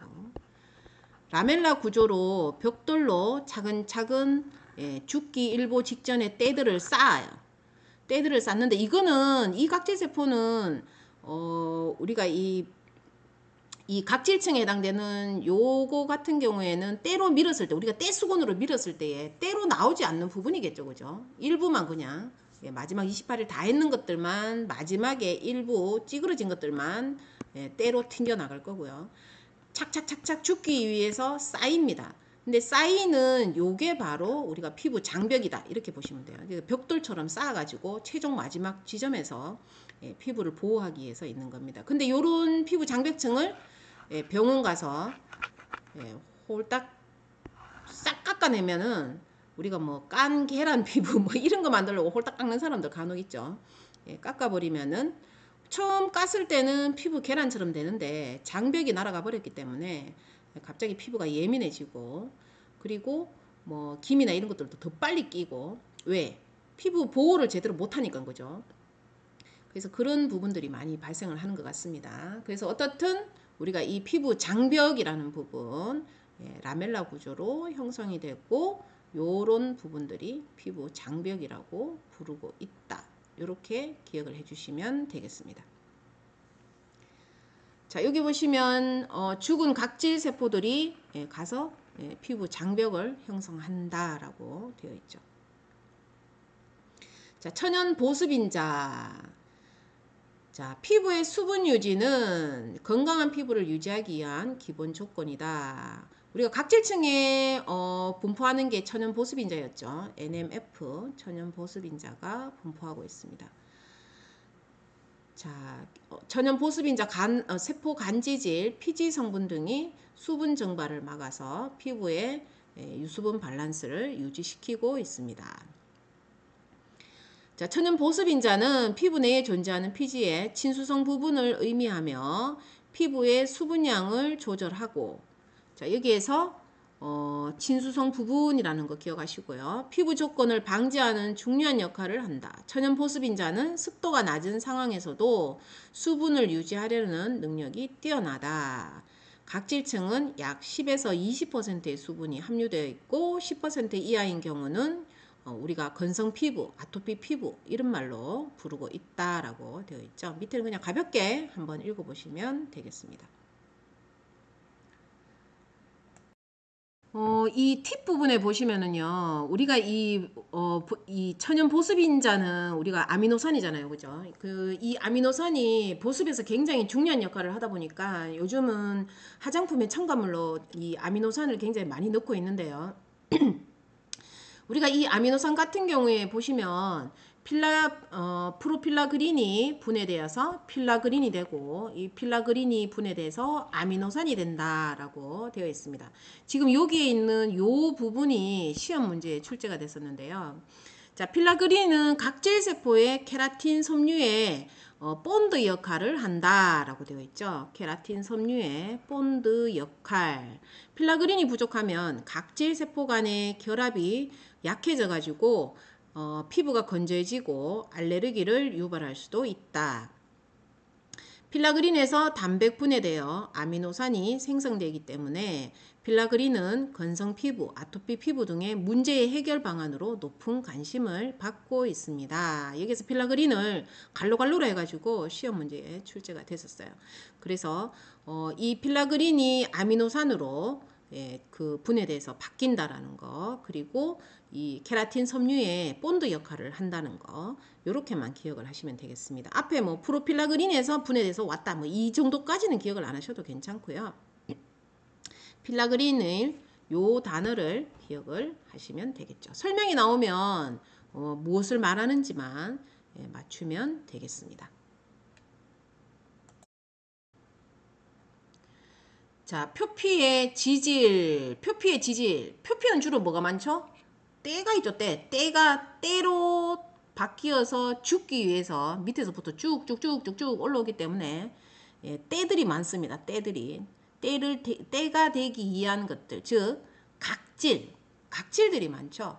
이러한 각질 세포들 사이에 국물로 메꿔놓은 거를 우리는 표피지질, 세포간지질, 세포 사이에 있는 국물 이런 뜻으로 세포간지질 이렇게 표현을 하기도 해요. 그러면 우리가 이 세포간지질에 가장 많이 구성하고 있는 물질, 즉 표피의 가장 많은 구성 성분은 세라마이드가 1이고요. 그 다음에 지방산, 그리고 콜레스테롤 이렇게 되어 있습니다. 여러분들이 올 때 세라마이드, 지방산, 콜레스테롤 이렇게 기억을 하시면 돼요. 세라마이드가 가장 많죠. 시험 문제에 세라마이드가 시험 문제에 한번 나올 때 어떻게 나왔냐면 주관식으로 나왔는데요. 세포 간지질의 구성 성분 중 가장 많은 구성 요소는 이런 식으로 출제가 됐었어요. 그래서 세라마이드라고 이렇게 적었습니다. 우리가 이 피부 장벽이 무너졌을 때 피부 장벽제 대표로 우리가 사용하는 게 세라마이드죠. 그 이유가 바로 이 구성 성분이 가장 많기 때문이고요. 요즘 뭐 세콜지 이런 말도 많이 쓰죠. 세라마이드, 콜레스테롤, 지방산 이거를 그대로 함량을 넣어가지고 피부 장벽제 크림으로 요즘 유행해서 우리가 많이들 만들고 있습니다. 그래서 이 세콜지 자체 성분들이 이 표피의 국물로 가장 많이 구성하는 물질이다. 이렇게 기억을 하시면 돼요. 여러분들 꼭 기억하셔야 됩니다. 그리고 이 여기에서 콜레스테롤은 시험 문제가 어떻게 나왔느냐 하면요. 이 콜레스테롤도 주관식으로 출제된 적이 있고요. 세라마이드도 나온 적이 있고 이 지방산은 주관식으로 안 나오고 객관식으로만 나왔던 것 같아요. 아니요. 요 두 개만 그냥 각각 주관식으로 출제가 됐었습니다. 이 콜레스테롤은 비타민 D를 합성하기 위해서 필요한 거. 그게 바로 콜레스테롤. 아까 앞에서 한번 나왔었죠. 그죠? 그리고 표피 지질에서 세포 간지질이나 또는 표피 지질 이런 말로 표현을 하고요. 가장 많이 구성하고 있는 물질 이렇게 나오면 세라마이드 이렇게 적으시면 되겠습니다. 라멜라 구조가 시험 문제 한 번도 출제가 안 됐었는데요. 여러분들 라멜라 구조 반드시 기억을 해주시기 바랍니다. 벽돌 쌓아놓는 모양이 라멜라 구조예요. 라멜라 구조. 자, 교소체 또는 데스모좀이라고 부르는데요. 이 데스모좀이 뭐냐 하면 청판소체를 이루는 물질입니다. 청판소체를 이루는 물질. 그러면 청판소체는 뭐냐? 청판소체는 가립층에서 존재하다가 얘가 각질층으로 이동하게 되면은요 국물로 변신하는 거예요. 즉 세포 간지질로 변신하는 그러한 역할을 하고 있습니다. 그래서 이 교소체는 우리가 청판소체의 내부 물질, 내부에 구성하고 있는 물질로서 각질 형성 세포 사이를 연결하는 단백질 구조이다라고 되어 있죠. 즉, 이 각질 형성 세포가 우리가 위로 올라와서 우리가 각질로 탈락이 되려고 하려면 위로 뿍뿍뿍 올라와야 되잖아요. 그러면 누군가가 밀어주든지 누군가가 잡아 당기든지 해줘야 되는데 그 역할을 하는 게 바로 교소체다. 이렇게 보시면 되겠습니다. 그래서 각질 세포의 탈락에 관여한다. 그냥 이렇게만 알고 계시면 되고요. 저는 이게 시험 문제 나올 거라고 저는 예상을 못했는데 딱 한 번 출제가 됐었어요. 제가 알기로는 데스모좀이라고 나왔던 걸로 기억을 합니다. 객관식에서 오지선다에서 데스모좀이 적혀 있었습니다. 어디서 나왔느냐 하면 아마 떨어지라고 기도하면서 출제한 문제 같은데요. 우리 왜 1회차 시험에서 특별시험으로 나왔던가 그 대구에서만 쳤던 특별시험 안 뽑으려고 작정하고 진짜 억수로 어렵게 나왔던 시험 문제 있었죠. 그죠? 거기에서 나왔던 것 같아요. 왜냐하면 이걸 제가 시험 치셨던 분들이 기억을 못 하는 거예요. 기억을 못 해가지고 아주 사소한 단어 한 개만 그냥 얘기했었는데 제가 이 교소초 데스모좀에 대해서 얘기하니까 아 맞다라고 얘기를 하더라고요. 예, 그래서 이걸 그때 제가 기출문제 만들 때 예, 제가 이거 만든 거 보고 사람들이 깜짝 놀라시던데요. 어떻든 전체적으로 외우실 때 너무 세부적으로 외우시는 것보다는 중요한 단어만 외우고 예, 그렇게 하시면 될 것 같아요. 근데 이 데스모즘이 뭐 다시 시험 문제 저는 안 나올 것 같습니다. 그거 너무 어렵게 나와가지고 그 정도로까지 우리가 배울 이유도 없고 화장품하고의 별 연관성이 없기 때문에 예, 없을 것 같은데 예, 어떤 놈이 냈는지 예, 이 문제는 아까 그 문제하고 똑같이 예, 저는 의사 선생님이나 생물학적으로 관련된 사람이라고 저는 생각을 해요. 화장품하고 상관없는 사람. 예, 어떤 교수님인지 분명히 교수님일 것 같아요. 아주 사악한 문제를 내신 거죠. 어떻든 각질 세포가 탈락이 잘 되기 위해서는요. 위로 뿜뿜뿜 이렇게 뿜뿜해서 올려주는 그런 역할을 하는 게 예, 데스모좀이라고 기억을 하시면 되겠습니다. 자, 피부의 보습, 각질층의 보습은 천연 보호막, 피지막이 있고 그 다음에 천연 보습인자, 세포 간지질 이런 것들이 예, 그 보습에 관여한다라고 보시면 되고요. 진피층에서는 교온 섬유와 탄력 섬유 때문에 우리가 보습에 관여합니다. 그리고 그 외에도 밑에 보면 자유수, 결합수 뭐 이런 말들이 지금 나오고 있는데요. 우리가 자유수 같은 경우에는 우리가 이렇게 마시면, 이렇게 물을 마시면 뭐 땀으로 배출되고 소변으로 배출되고 이렇게 이런 것들을 우리는 자유수라고 부르고 있고요. 세포 안에 들어있는 물을 우리는 바운더리 워터라고 해서 결합수라고 부르고 있는데요. 이 결합수는 춥다고 해서 뭐 언다든지 뭐 그러지 않습니다. 예, 세포 안에 있고요. 우리가 이거를 뭐 마음대로 빼내고 싶다고 해서 빼거나 마음대로 안에다가 쑤셔 넣고 싶다고 해서 쑤셔 넣을 수는 없어요. 그냥 나이가 들면 결합수는 점점점 줄어들기 때문에 우리가 이 속근성이 뭐 많이 생기는 이유가 늙어가지고 결합수가 빠져서 그렇습니다. 뭐 어떤 혹자는 물을 많이 퍼마시면 뭐 된다 이렇게 얘기하시는데 절대로 안 됩니다. 절대로 늙어서 그렇기 때문에 어떻든 이러한 것들이 다 예, 보습에 그냥 관여를 하고 있고요. 뭐 중요하지는 않은데 그래도 한 번 정도는 읽어보시는 게 맞겠죠. 왜? 객관식에서 꼭 나올 때 예상하지 못한 것들이 객관식에서 나오면서 맞는 말이냐 틀린 말이냐 이렇게 나오죠. 근데 한 번 정도만 읽으면 맞출 수가 있을 것 같습니다. 자, 피부의 노화. 자, 모든 사람들이 피부의 노화에 굉장히 관심 많고요. 저는 제가 봤을 때 전 세계적으로 한국 사람들이 최고로 관심이 많은 것 같습니다. 그래서 다른 나라 사람들에 비해서 한국 사람들이 많이 젊죠, 그죠? 그래서 우리가 이 노화가 되는 주 요인에서 일바따로 지금 보고 있는 게 물론 나이가 들어서 늙는 거 빼고 얘기하는 거예요. 자외선이 지금 거의 뭐 1위로 우리는 보고 있죠. 자외선, 피부 건조, 산화 이런 것들로 인해서 우리는 피부가 노화가 되고 있다. 물론 이거 외에도 다양하게 많겠지만 뭐 스트레스도 있을 거고요. 뭐 되게 많겠죠. 근데 어떻든 자외선을 가장 많은 우리가 그 노화의 주 원인으로 보고 있습니다. 그래서 자외선 차단제를 꼭 발라라 이런 얘기들 되게 많이 들으셨죠. 자외선 차단제도 얼굴만 바르면 안 되고 우리가 사람이 늙었다 하는 걸 어디서 많이 봐요. 이게 손등하고 목 보면은 절대로 숨길 수가 없죠. 그래서 나이가 들면 점점점 목에다가 스카프를 메고 댕겨요.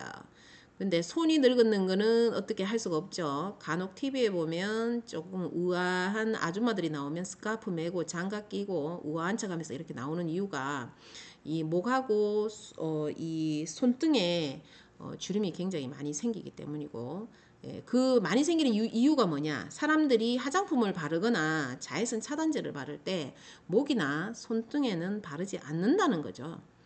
예, 얼굴에는 열심히 바르고 있는데 손등과 목에는 안 바르기 때문에 여러분들이 화장품의 영업자로서 예, 화장품 산업의 발전을 위해서 예, 소비자들한테 설명할 때 목과 손등에 꼭 발라주세요. 이렇게 얘기하셔가지고 화장품을 더 많이 더 빨리 쓸 수 있도록 예, 앞장서시면 아주 좋겠습니다. 자, 피부의 노화를 보시면은요, 우리가 이 자연적인 노화가 지금 제일 먼저 지금 나오고 있고요. 그 다음에 외부 요소에 의한 환경적인 노화, 그리고 이 자외선에 의한 강노화 이런 것들이 있죠. 지금 첫 번째 보시면 자연노화, 우리가 저절로 나이 들어갖고 늙었을 때에 나타나는 현상에 대해서 지금 여기에 적어놨습니다. 자, 기저층에서 세포 분열의 능력이 저하된다. 당연하겠죠. 세포 분열 왕성하게 하면은 싱싱하고 젊은 사람인데, 세포의 각하 작용은 우리가 28일 주기인데, 이게 빨리 떨어져야 되는데 제대로 떨어지지도 않고, 우리가 왜 나이가 점점 들면 어떤 현상이 있냐면요. 저도 이제 나이가 이제 50대 이제 넘어섰으니까 저도 이제 알잖아요. 이 피부를 제가 처음 고민해 본 게 언제였냐면요. 제가 거의 40 가까워질 때쯤인 것 같아요. 30대 중반? 그때쯤부터인 것 같은데, 30대 중반 때부터, 저는 그 각질층이 좀 많이 생겼던 걸로 기억을 해요. 물론 30대 돼가지고 그때부터 생겼는데, 그때부터 약간의 고민을 했지만, 굉장히 고민을 심하게 할 때가 30대 중반 정도였을 때부터 같아요. 왜냐면 목욕탕 갔다가 때를 삐끼는데도 불구하고 화장을 하면 얼굴에 각질이 너덜너덜거리는 게 좀 많았습니다. 그러니까 각질이 반은 붙어 있고 반은 떨어져 가지고 너덜너덜거리니까 우리가 이 색조 화장을 하면 매끈하게 안 보이는 거죠, 그죠? 이제 그런 형태로 얘가 28일 주기로 딱딱 떨어져 주고 밑에서 세포가 제대로 계속 분열을 해서 생성을 해줘야 되는데, 우리가 이제 늙기 시작하니까 그 주기가 이제 깨진 거죠, 그죠? 그래서 밑에서 밀어내주면 위에서 티 나가야 되는데, 28일 만에 이제 이 생겼는 애는 나갈 준비가 되어 있는데 밑에 새로운 세포가 생겨서 안 밀어주다 보니까 못 나가고 반틈만 걸치고 있는 이런 것들이 생기기 시작을 합니다. 그게 바로 자연적으로 늙으면 그렇게 되죠. 그러면 때가 빨리 안 튀어나가니까 때가 모여있는 각질층이 두꺼워지고 피부가 건조해지기 시작을 합니다. 각질 형상세포의 기능 저하는 죽은 세포를 더욱 늘어나게 해서 잔주름이 생기고 피부 거칠어짐의 원인이 됩니다. 여러분들이 이 얼굴에 각질 제거를 안 해가지고 많이 생겼을 때 어땠는지를 곰곰이 생각해 보시면 되고요. 한겨울에 때를 자주 안 밀어가지고 다리에 어떤 현상이 발생하는지 생각하시면 돼요. 그럼 다리에 갑자기 이렇게 종아리나 이런 부분 노출되어 있는, 심하게 노출되어 있는 이런 부분들이 우리가 이렇게 보습력이 없어서 많이 거칠어지고 이런 것들을 보실 수가 있었었죠. 물론 이제 나이가 들면 이제 관리를 하는데 좀 젊을 때 관리 잘 안 하면 그런 것들을 쉽게 볼 수가 있습니다. 각질층의 세포 크기가 균일해진다. 자, 이 부분 때문에 묻는 분들이 되게 많았어요. 각질층의 세포 크기가 균일하면 쌤 좋은 거 아니에요? 뭐 이렇게 얘기하시는데, 뭐 좋기는 뭐가 좋아요. 자, 우리가 지금 콩하고 쌀하고 섞었다고 한번 생각해 보세요. 콩은 입자가 이렇게 커요. 그죠? 입자가 크면 중간중간에 틈도 막 생기는데, 쌀이 작으면 이런데 막 메꿔주죠. 그죠? 막 메꿔줍니다. 그러면 크기가 지 마음대로 형성되어 있으면 아주 쫀쫀하게 이렇게 묶어지는 거죠. 근데 세포 크기가 일정해지면 어떻게 돼요? 중간에 텅 비는 공간이 많이 생기게 됩니다. 그래서 각질층의 세포 크기가 균일하게 바뀌는 것은 늙어서 생기는 현상이라고 볼 수가 있죠. 멜라노좀 생산이 불완전하고 균일하게 분산된다.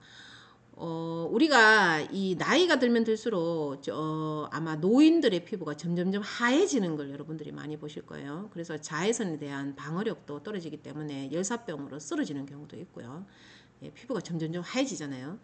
그런 이유가 보면 우리가 이 피부를 자외선으로부터 보호하는 멜라닌 세포수가 점점점 감소하기 때문에 그러한 일이 발생됩니다. 그래서 멜라닌 세포수가 감소하는 것도 맞겠죠, 그죠? 멜라닌 생성세포의 능력이 저하되어 흰머리가 생기고 모낭의 재생력도 떨어져 머리숱도 감소하고, 각질세포의 크기는 커지고 두께는 얇아져서 물리적인 자극에 대한 저항력이 감소한다. 우리 각질세포 자체가 우리가 그 보습력을 많이 갖고 있을 때는 좀 두꺼웠죠. 이 각질세포 자체가 두꺼하게 타원형으로 이렇게 생겼는데, 나이가 들면 점점점 수분이 빠져가지고 점점점 얇아집니다. 세포 자체가. 히스타민의 분비가 감소하여 알레르기 반응은 줄어든다. 젊을 때는 알레르기 반응이 많고 나이가 들면 옛날에 있던 알레르기도 점점점 사라집니다. 자, 진피의 노화. 자, 세포 기질 성분 중 기질 금속 단백질 분해 효소인 MMP. MMP의 역할이 뭐죠? 우리가 교원 섬유하고 탄력 섬유가 섬유 세포가 막 만들어지잖아요. 그죠? 근데 계속 만들어지면 안 되겠죠? 우리 이 피부에 필요한 양만큼만 만들어져야 되는데 근데 왕성하게 막 만들어냅니다. 젊을 때는.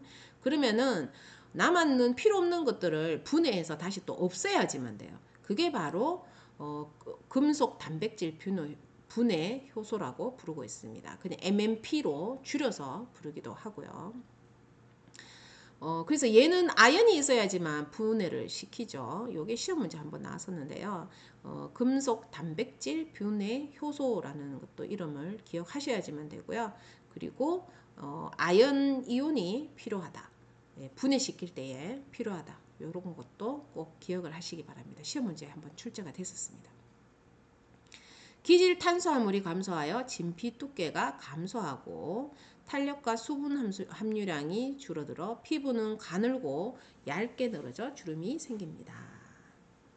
무코 다당류가 감소하고 모든 게 다 감소되네요. 그죠? 예, 피부가 그래서 탄력도 없고 쭈글쭈글해지죠. 그죠? 망상층이 얇아지고 혈관이 약해지고 모세혈관 확장이 나타나서 쉽게 멍이 듭니다. 피하 지방세포가 감소합니다. 좀 이렇게 마르죠. 그죠? 뚱뚱했던 사람들도 나이가 들면 좀 마릅니다. 한선의 수가 감소하여 열에 대한 방어 기능이 저하되어 일사병에 노출이 잘 됩니다. 우리가 땀을 흘리는 이유가 우리가 이 체온을 유지하기 위해서 땀을 흘리는데요. 이 나이가 들면 이 땀도 덜 흘리게 됩니다. 그래서 이런 부분도 관여를 하고 있죠.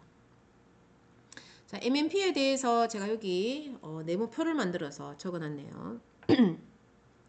자, MMP는 금속 아연이라는 금속 이온이 필요하다라고 되어 있어요.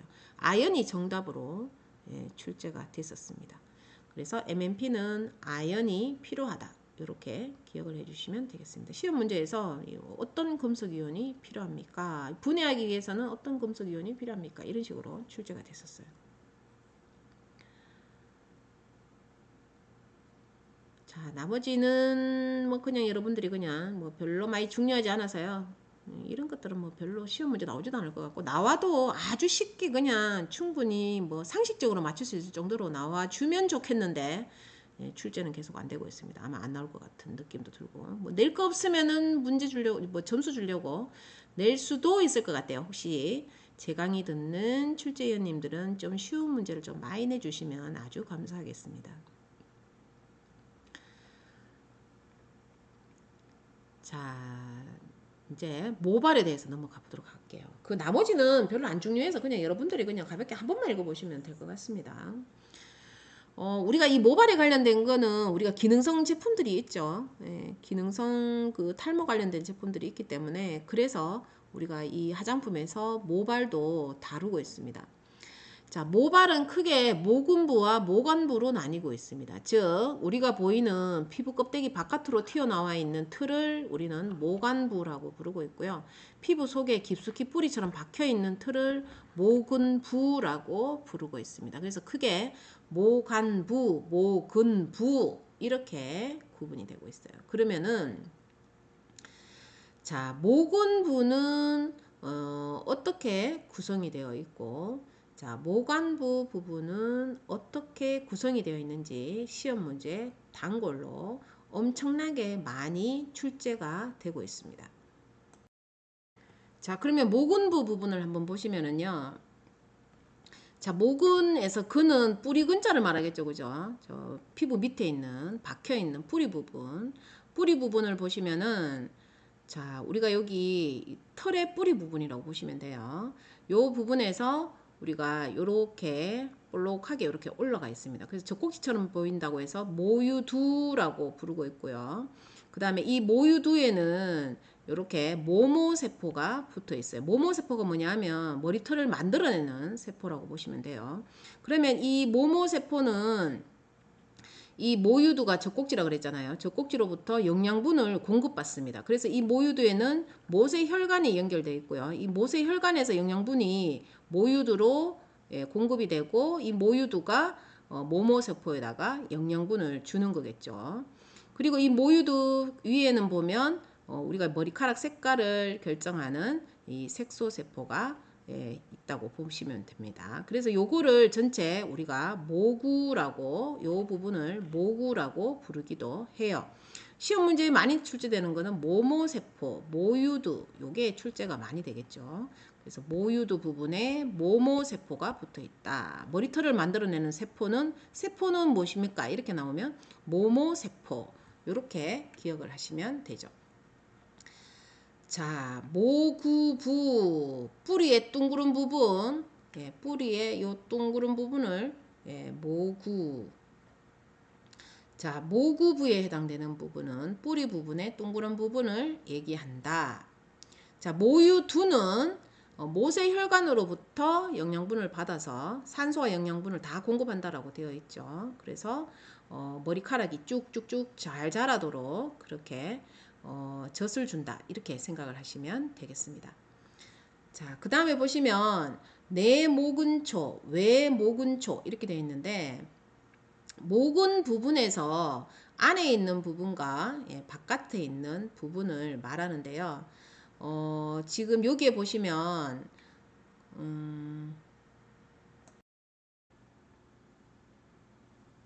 자, 여기 그림에서 보시면은요, 우리가 모근의 바깥쪽에 있는 거를 외모근초라고 부르고요, 안쪽에 있는 거를 내모근초라고 부르고 있는데, 내모근에는 보면은 헉슬리층, 햇내층 이렇게 되어 있다고 지금 나와 있죠, 그죠?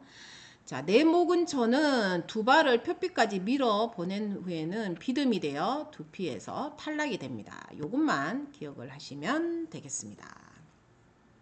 모모세포 제가 아까 시험 문제 잘 나온다고 제가 얘기를 했었죠, 그죠? 자, 모관부 부분. 자, 모관부는 보면 우리가 이 지금 여기 그림에서 보시면은요, 순서가 바깥에 있는 모소피, 모피질, 모수질 이렇게 되어 있는데요.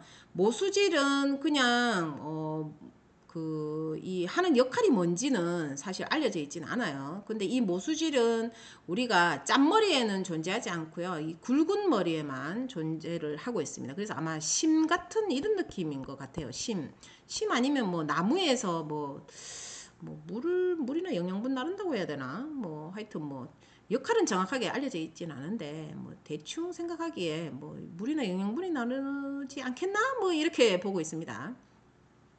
그래서 요거는 순서대로 시험 문제 출제가 됐었어요. 그래서 순서대로 외워야 돼요. 모소피, 모피질, 모수질. 주관식으로 출제가 됐었어요. 그래서 모발의 가장 바깥쪽에 있는 부분 하면 모소피, 그 다음에 중간에 있는 지점은 모피질, 그 다음에 모수질.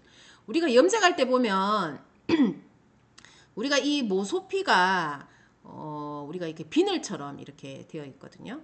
그러면은 얘를 모소피를 벌려가지고 그 사이에다가 쑤셔 넣어가지고 우리가 파마를 하거나 염색을 하거나 그런 식으로 합니다. 그래서 모피질에다가 약을 투입시켜가지고 한다라고 보시면 돼요. 그래서 어떻든 요 구조를 정확하게 기억을 하시고요. 우리가 이 모소피에서 보면 이 모소피 구조도 또 세 개로 또 나뉘고 있어요. 에피큐티클층과 엑소큐티클, 엔도큐티클 이렇게 되어 있는데요. 요거는 여러분들이 그냥 순서만 기억을 하시면 됩니다. 뒤에 있는 구질구질한 그런 것들까지 다 외우실 필요 없고요. 나오면 모소피에서 어느 부위를 말하느냐 이런 식으로 나오기도 하고요. 여러분들이 뭐 앞에 있는 걸로 외우셔도 되고 뒤에 걸로 외우셔도 되겠습니다. 근데 대부분 요걸로 시험 문제가 많이 나오기 때문에요. 에피큐티클, 엑소큐티클, 엔도큐티클 이렇게 외우시면 좋을 것 같습니다. 이 모피질과 모수질이 특히 이 모피질 같은 경우는 아까 제가 염색이나 파마약이 작용하는 부분이라고 했잖아요. 그죠? 그래서 그 부분이 설명이 나오면 아, 모피질이구나 이렇게 보시면 되고요. 염색을 한다라고 했으니까 멜라닌 색소가 있는 부분도 모피질에 해당이 되겠죠. 그래서 모피질 매우 중요한 부분에 해당이 됩니다. 어떻든 이 세 가지는요, 바깥쪽, 그 다음에 중간, 안쪽, 그리고 모수질은 우리가 굵은 머리카락에만 있다라는 거. 예, 한 번 정도는 꼭 읽어보셔야지만 모수줄이 무엇인가에 대해 특징에 대해서 여러분들이 아실 수가 있어요. 자, 밑에 있는 네모칸은 그냥 기존에 나왔던 내용들에 대해서 여러 가지 뭐 상세한 부분을 제가 한번 그냥 정리만 그냥 한번 해봤는데요. 뭐 이런 것까지는 시험 문제 나오지는 않을 것 같은데 모르죠. 뭐 아주 뭐 고난이도의 시험 문제가 나오면 출제가 될지 어떨지 뭐 출제가 된다 해도 뭐 객관식에서 맞냐 아니냐 뭐 이런 문제로 나올 수가 있을 것 같기는 한데 근데 나올 가능성은 저는 굉장히 좀 희박하다고 보고 있어요. 그래도 여러분들이 한 번 정도는 읽어보시는 게 좋지 않겠나 저는 이렇게 보고 있습니다. 암모니아는 모표피에 시스틴을 손상시켜서 염료와 가산화수소가 모피질 속으로 잘 스며들 수 있도록 합니다. 즉 연하게 만들어 버리죠. 연하게 만들어 가지고 예, 모피질 쪽으로 스며들도록 합니다. 연하게 만드니까 모소피가 이렇게 벌어지는 거죠. 그죠? 가산화수소는 모피질 속의 멜라닌 색소를 파괴하여 머리카락의 색을 없애주는 탈색의 역할을 합니다. 연모제는 보호층인 모소피를 침투하여 멜라닌 색소를 탈색하고 다른 염료의 색상으로 염색을 하고 염색약을 두 발에 도포한 후 시간을 두는 것은 멜라닌 색소의 파괴와 다른 염료가 자리를 잡을 수 있도록 시간을 충분히 주기 위해서입니다. 라고 되어 있네요. 자, 모발의 성장주기. 성장주기 이것도 시험 문제 많이 출제가 됐었어요. 순서를 여러분들이 먼저 기억을 하셔야 돼요. 성장기, 퇴행기. 퇴행기가 요 그림이에요. 그 다음에 휴지기, 그 다음에 탈모가 되는 거죠. 그래서 성장기, 퇴행기, 휴지기 요 순서를 잘 외우셔야 되고요. 특징에 대해서도 여러분들이 무조건 알고 계셔야지만 되는 부분입니다. 자, 성장기는 머리카락이 한창 막 분열을 해가지고 막 쭉쭉쭉쭉 자랄 때죠, 그죠? 예, 모모세포가 분열해가지고 쭉쭉쭉쭉쭉 자랄 때 이거를 성장기라고 지금 하고 있어요. 퇴행기는 제일 중요한 거는 뭐냐면 모유두가 떨어져 나가기 시작하는 시기가 퇴행기에 해당이 되고요. 모유두가 완전히 뚝 떨어졌는 게 휴지기라고 할 수가 있어요. 자, 그러면 우리가 이 퇴행기 부분을 한번 보시면은요. 성장기를 거친 모발이 차츰 퇴하기를 맞아 성장이 느려져 결국 더 이상 모발이 자라지 않습니다. 모유두가 떨어지기 시작하는 거니까 영양분이 더 이상 공급이 안 되는 거죠. 영양분이 더 이상 공급이 안 되기 때문에 머리카락이 점점점 힘이 없어지는 거죠. 자, 휴지기 부분에서는 성장기를 거친 모발이 차츰 퇴하기를 맞아 성장이 느려져 결국 더 이상 모발이 자라지 않는 시기입니다. 퇴행기는 약 2, 3주이고 전체 모발 주기의 약 1%에 해당되고요. 퇴행기는 모유두와 모구부가 분리되기 시작하고 모낭이 위축되어 모구는 위쪽으로 밀려 올라가게 되고 결국 세포 분열을 멈추게 됩니다. 세포 분열을 완전히 멈추는 게 휴지기에서는 완전히 멈추게 되고요. 퇴행기에서는 점점점 멈추기 시작을 하는 거예요. 완전히 멈추는 게 휴지기에 해당이 됩니다. 휴지기는 어떻든 우리가 이 설명이 나오면은요, 이 모유두가 완전히 떨어졌냐, 아니면 모유두가 떨어지기 시작하느냐, 이런 내용들이 시험 문제에 반드시 설명서에 들어가게 되어 있기 때문에 여러분들은 그 부분을 생각을 하시고 설명 부분을 읽어보시면 될 것 같아요. 자, 휴지기에는 모낭과 모유두가 완전히 분리된다. 이런 말이 들어가는 거죠. 자, 모낭도 더욱더 위축되어서 모구는 위쪽으로 더 밀려 올라가서 머리카락이 빠지게 된다. 그래서 이때가 바로 휴지기에 해당이 됩니다. 탈모가 일어나는 것은 휴지기에서 발생한다라고 보시면 되겠습니다. 그래서 성장기, 퇴행기, 휴지기 순서대로 기억하시고 모유두가 떨어지기 시작하는 게 퇴행기. 퇴행기는 모유두가 떨어지기 시작하니까 영양분이 없으니까 세포 분열을 더 이상 하지는 못하겠죠. 그렇지만 영양 성분이 어느 정도 남아 있으니까 이때는 머리카락이 빠지지는 않는데 점점 가늘어지고 빠지려고 준비를 하는 겁니다.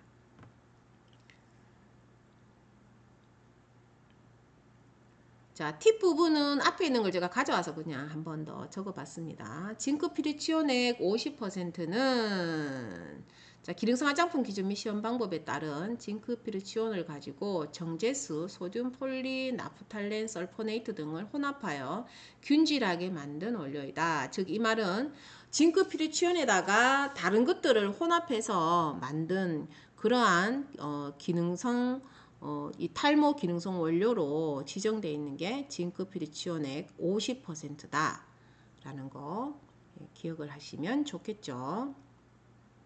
뭐 발생기는 모르셔도 됩니다. 어쨌든 계속 되돌이 된다는 소리예요. 머리카락이 빠졌으면 또 머리카락 또 생기겠죠. 그죠? 예, 계속 예, 주기적으로 반복하고 있습니다. 자, 두피의 구조. 두피도 보면 우리 피부하고 거의 약간은 비슷하죠. 그죠? 자, 두피는 피부의 일부분이고 혈관, 모낭, 피지선이 많이 분비합니다. 피지선이 있기 때문에 우리가 머리카락에도 지성용 모발이라는 게 있습니다.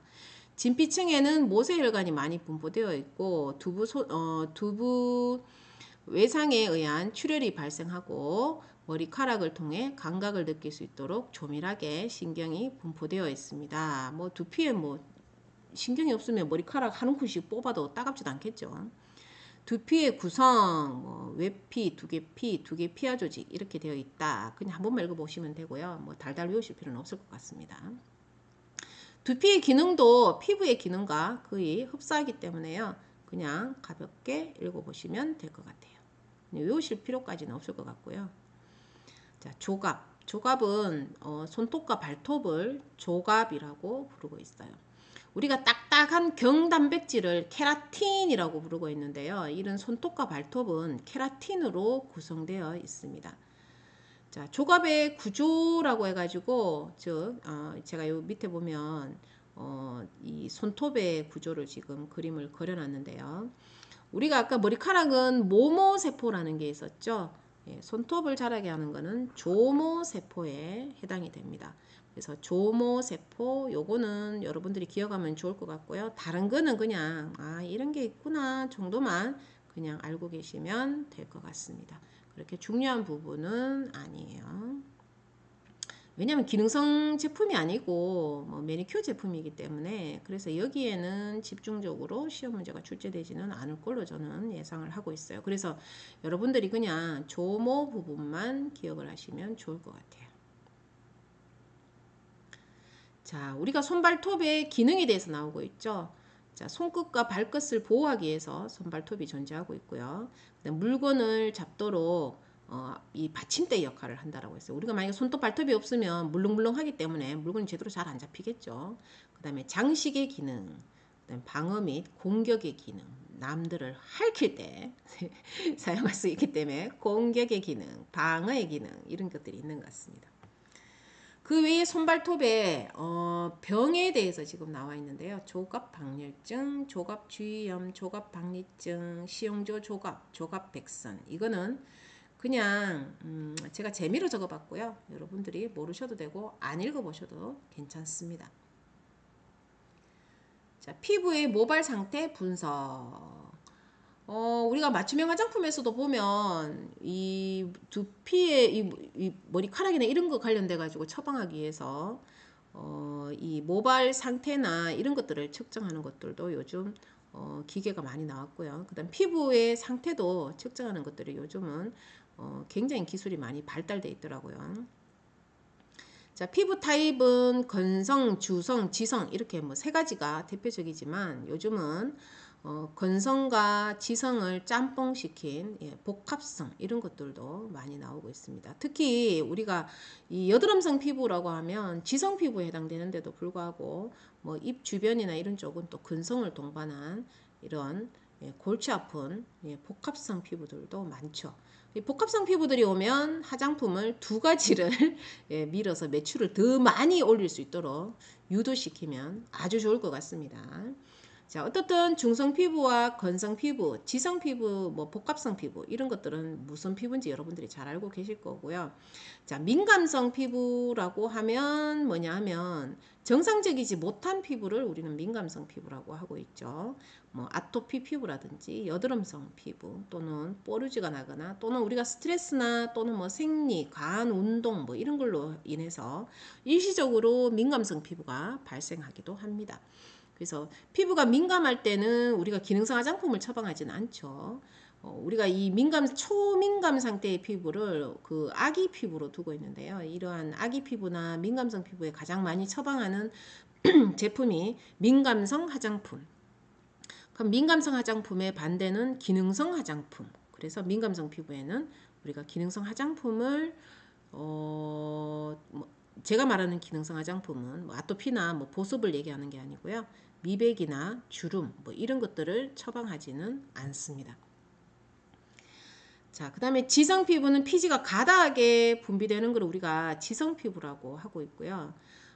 이러한 지성 피부들을 보면 여드름이 대부분 많이 동반되고 있죠. 왜냐하면 여드름성 피부 같은 경우에 우리가 생기는 주 원인이 자, 피부를 모공 부분에 보면 자, 이렇게 피지가 분비되고 있고요. 우리가 각질 같은 경우에는 각질이 표피 바깥쪽에 있고 모공 안쪽까지 이렇게 들어가 있죠. 그죠? 각질층이 이렇게 들어가 있습니다.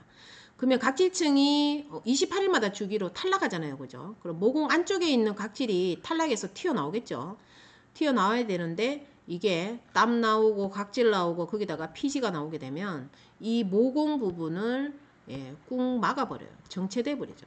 정체돼 버리면 안쪽이 진공 상태가 되니까 이게 쭉 크게 늘어나가지고 여드름 성분이 막 활성을 하게 됩니다. 그래서 우리가 여드름 치료할 때 보면 병원 가면 산소 치료 이렇게 해가지고 이 구멍을 뚫어갖고 산소를 막 투입하기도 하죠. 그래서 어떻든 우리가 화장품에서 할 수 있는 부분은 이 각질과 그리고 또 여기에 정체되어 있는 피지를 좀 없애줄 수 있는 그러한 화장품을 사용을 해서 이 지성 피부나 여드름 피부에 도움 줄 수 있도록 그렇게 하고 있습니다.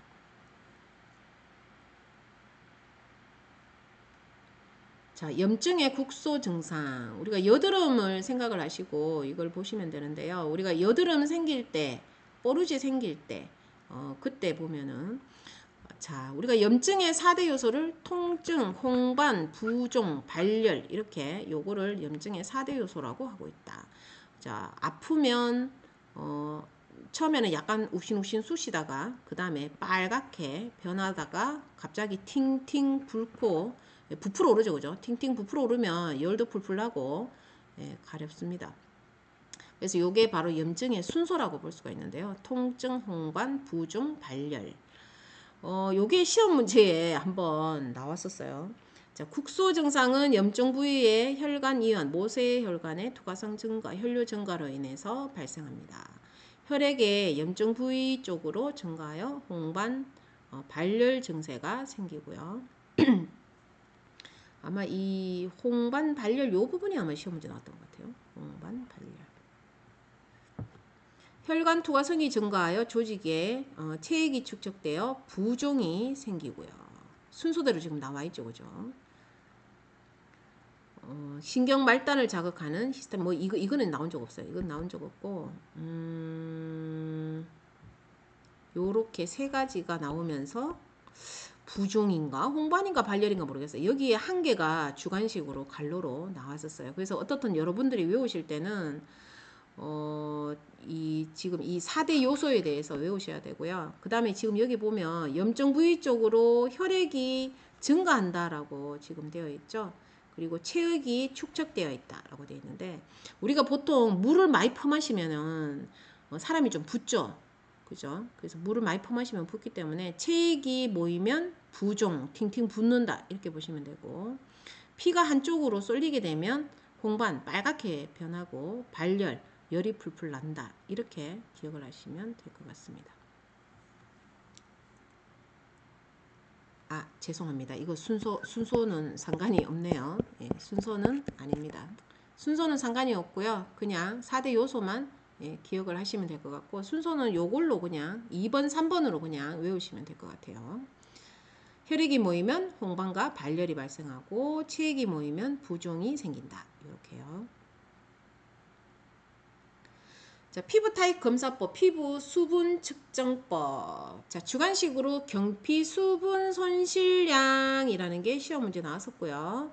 TWL이라고 적는 것도 정답으로 해줬습니다.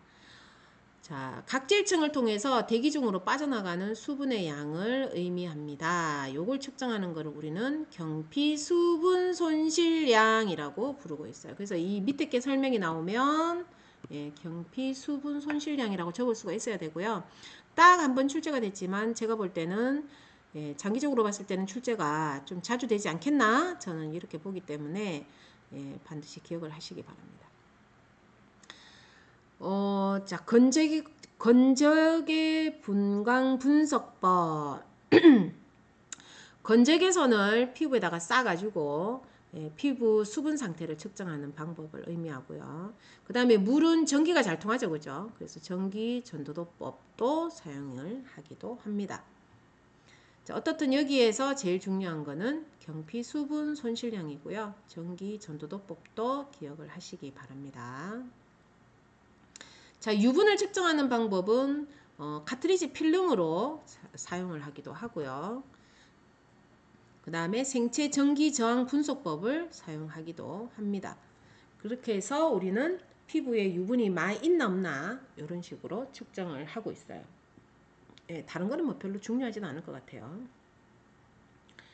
자, 여기에 보면 표로 우리가 정리를 해놨죠. 자, 수분은 전기 전도도법을 썼고요.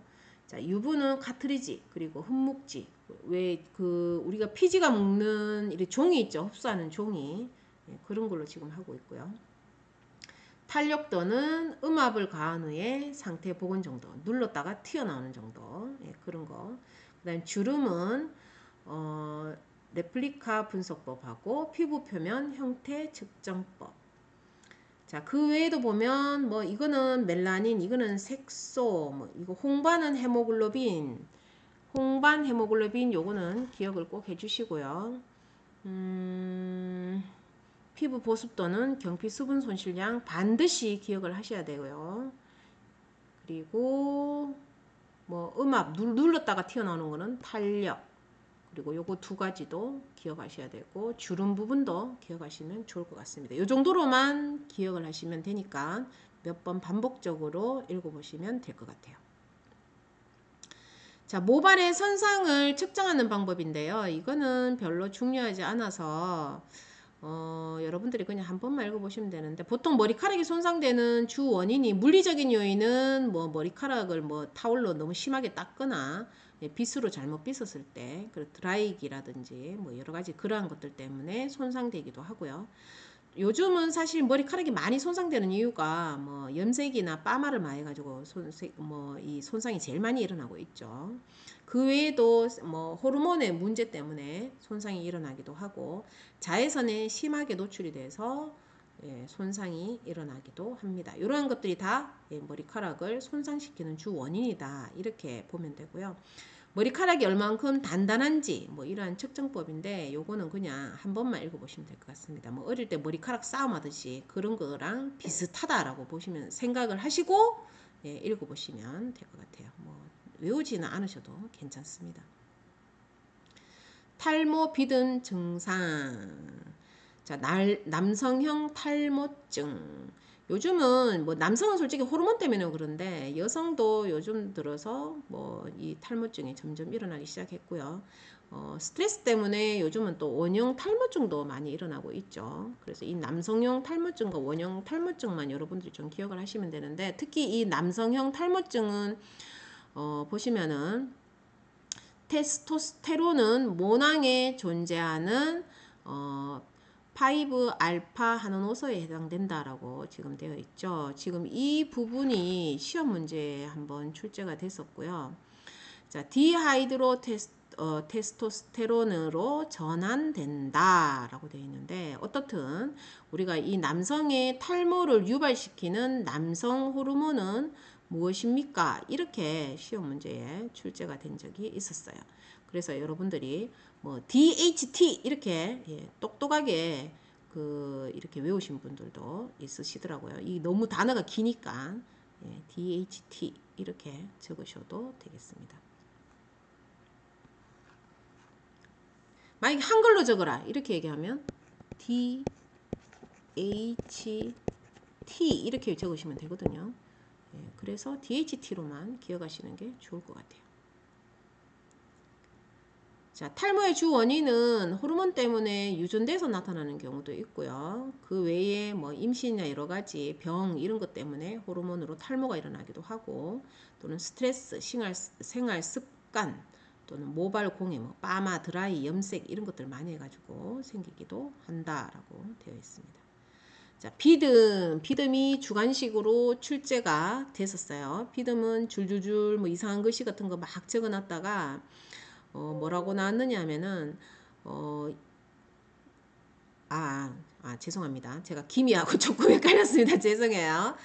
자, 비듬도 주관식으로 출제가 됐는데요. 이 여러 가지 내용이 다 섞어서 나오면서 말라세지아라는 이 균에 의해서 비듬이 발생한다라는 말이 들어 있었어요. 그래서 말라세지아 때문에 비듬이라고 적는 분들이 많았었거든요. 그래서 비듬은 어떻게 생성되는지 그냥 쭉 한 번만 읽어봐도 충분히 비듬이라고 적을 수가 있습니다. 말라세지아를 적어라 이런 식으로 시험 문제 나오진 않겠죠, 그죠? 근데 설마 비듬일까 생각해서 안 적은 사람들도 있다고 하던데, 그런 이상한 성격의 소유자들은 저는 좀 이상하다고 생각을 해요. 예전에 시험 문제 기미가 출제가 된 적이 있는데요. 이 기미 같은 경우에는 우리가 임신을 할 때 기미가 많이 생기고, 그 다음에 뭐 40대 이후에 많이 발생한다 이런 단어가 있었는데, 설마 기미가 시험 문제 나올까 이래가지고 안 적었다라고 하시는 분들도 있으셨습니다. 설마가 사람 잡는다고 시험 문제에 보면 전체적으로 우리가 생각하지도 못했던 뭐 일상생활적으로 그냥 알고 있던 내용, 즉 우리 책에 나오지 않고 일상생활적으로 알고 있던 뭐 그러한 내용들도 아주 쉽게 출제가 되기도 하기 때문에, 여러분들이 그냥 너무 쉬워도 정답이라고 생각하면 체크를 하시면 되겠습니다. 너무 어렵게만 자꾸 생각하니까 틀리는 그러한 경향이 있는 것 같아요.